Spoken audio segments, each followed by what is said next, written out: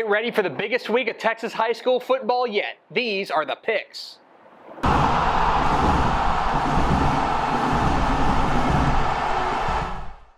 Welcome into the picks, your guide to Texas high school football weekend. My name is Greg Tepper of Dave Campbell's Texas Football and TexasFootball.com. Thank you so much for tuning in. We are now in week 7 of the Texas high school football season, and I'm going to be honest. This slate is loaded. It is probably the biggest, most high-powered slate of games we have since week 1, or probably even bigger than week 1. It is huge games everywhere you look. State-ranked teams against state-ranked teams. Undefeated teams against undefeated teams. You're not going to want to miss it. Tons of games all over the place we got to get to. We start in Austin.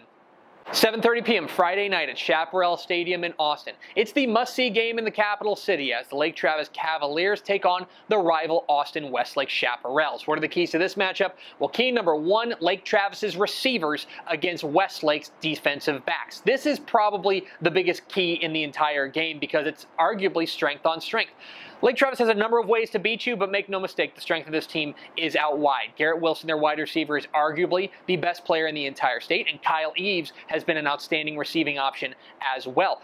Can the Westlake defense in the back end, led by Leo Lowen and Doak Wilson, can they come up with big plays to keep a cap on this explosive Lake Travis receiving corps?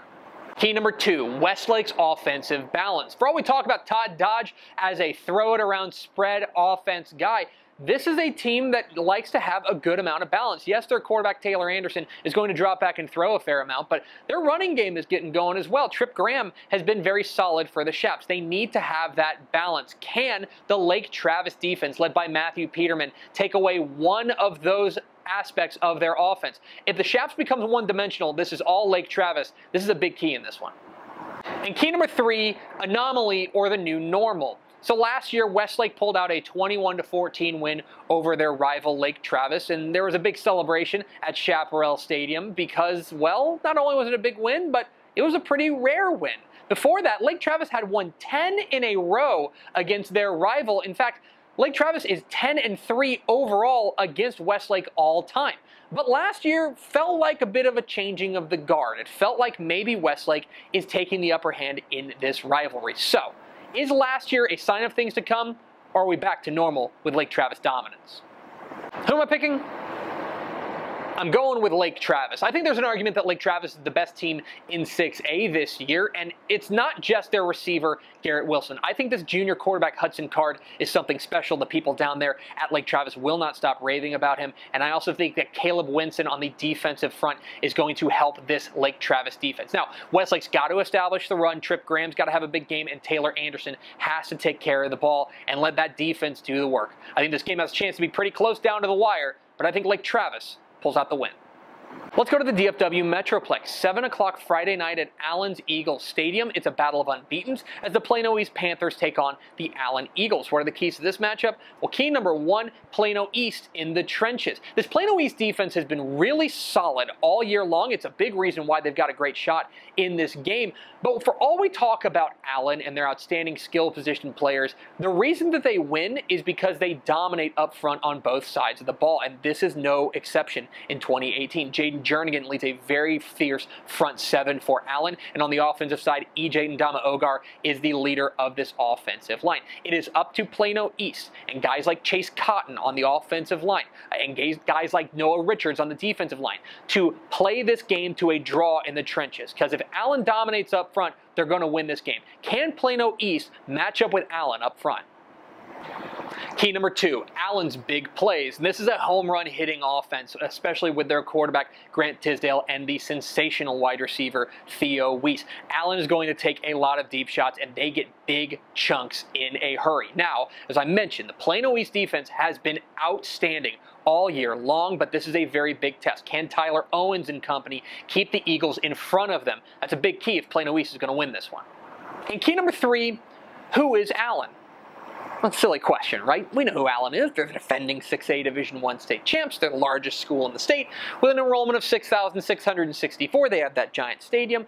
They have won 96 of their last 99 games. They're the most dominant power in Texas high school football, right? What do we know about them this year? What do we know about the 2018 Allen Eagles? I would argue not much. They've played 3.5 games against teams in Texas. They had a game against Campbell that was cut short at halftime due to weather. Those 4 teams that they have played in Texas have a combined record of 6-15. They haven't played anybody. We don't know how good this Allen team is. Now, we have a pretty good feeling that they're pretty good, but we're going to find out a lot. I want to know, who is Allen? Who am I picking? I'm going with Allen. For all the things we don't know about them, and let's be real, we don't know a ton, I think that they are the stronger team here. Quarterback Grant Tisdale and wide receiver Theo Weiss have been sensational. Their running game is starting to get going as well, and I think that this Allen defense is really the key to their success. Now, Plano East is going to punch them. They are going to land a punch against Allen because this Plano East defense is really good. But I'm not quite sure the offense is going to have what it takes to get past the Eagles. I think Allen stays undefeated. 7:30 p.m. Friday night at Tiger Stadium in Gunter. It is a must-see 3A battle of unbeatens as Gunter takes on Holliday, 2 teams that are built pretty similarly. They like to run the ball and they like to play great defense. The defense has been sensational. These 2 teams in their 11 games have given up a combined 49 points. That is ridiculous. And the running games are fantastic as well. Dylan Jantz for Gunter and Tristan Boyd for Holliday. This is going to be a slugfest. It wouldn't surprise me if this is very low scoring, but I think Gunter ekes out a win.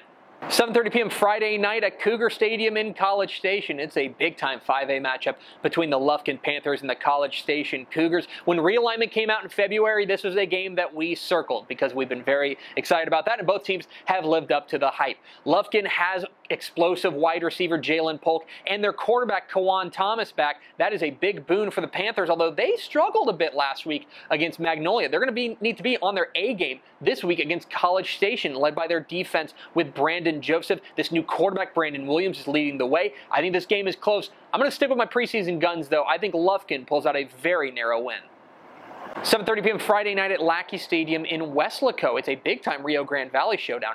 As Edinburg Vela takes on Weslaco, battle of unbeatens here, and storylines abound. Most notably, that Weslaco coach Michael Salinas is taking on his former team. He was the head coach at Vela for the first 5 years of their existence. If Weslaco is going to win this game, they need to win with defense. Marco Noriega, their linebacker, has been fantastic. On the other side, I think that Vela wants to get this score up. Daniel Enriquez, their playmaking do-it-all athlete, is going to have a big impact in this game, but keep an eye on sophomore quarterback Anthony Sotelo. I think he's a difference maker. I think Vela comes away with the win. 7:30 p.m. Friday night at Eagle Stadium in Woodville. It's another battle of unbeatens as the Woodville Eagles take on the Buna Cougars. This Buna team is maybe the quietest 5-0 team in the state. Their defense, led by Blaine Marks, has been fantastic, but have they been tested? I'm not quite sure. Woodville will for sure test them. This team is really humming offensively with their running back, Zach Martin. I think he plows them to a win. And 7:30 p.m. Friday night at Ratliff Stadium in Odessa. It's the crosstown rivalry as the Odessa Broncos take on the Permian Panthers. No love lost here between these two teams, although it's been Permian who's gotten the better of their rival of late. They've won 4 straight, and they've won 6 of 7 in this series.